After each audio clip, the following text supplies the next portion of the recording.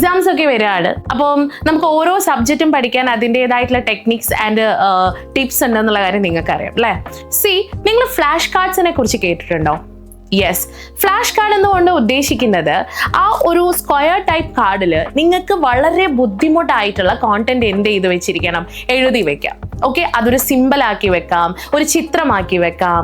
എന്നിട്ട് ഇത് നമുക്ക് പെട്ടെന്ന് ഈ ഒരു സാധനം മനസ്സിലാവുന്നില്ല എന്നാണെങ്കിൽ ഇടയ്ക്കിടയ്ക്ക് അത് എന്തോ ചെയ്താൽ മതി, ഒന്ന് വായിച്ചാൽ മതി.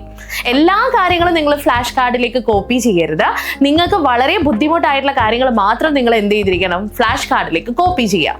എന്നിട്ട് നിങ്ങൾ പഠിക്കുന്ന സമയത്ത് നിങ്ങൾക്ക് ഭയങ്കര ഡിഫിക്കൽട്ട് ആവുന്ന കാര്യങ്ങൾ നോട്ട് ചെയ്ത് വെച്ചതിന് ശേഷം അത് എന്ത് ചെയ്യുക, ഇടയ്ക്കിടയ്ക്ക് എടുത്ത് വായിക്കാം.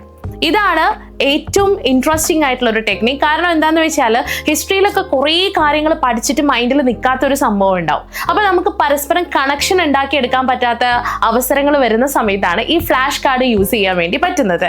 അപ്പോൾ ഫാക്ട്സിൻ്റെ ഇടയിൽ ഒരു കണക്ഷൻ ഉണ്ടാക്കി എടുക്കണമെന്നാണെങ്കിൽ ഇത്തരത്തിലുള്ള ഫ്ലാഷ് കാർഡ് യൂസ് ചെയ്യാം, പ്രത്യേകിച്ച് ഹിസ്റ്ററിയിൽ. യെസ്, ഇതുപോലുള്ള കാര്യങ്ങളെക്കുറിച്ച് കൂടുതൽ അറിയണമെന്നാണെങ്കിൽ നമ്മുടെ ചാനൽ ഒന്ന് ഫോളോ ചെയ്താൽ മതി.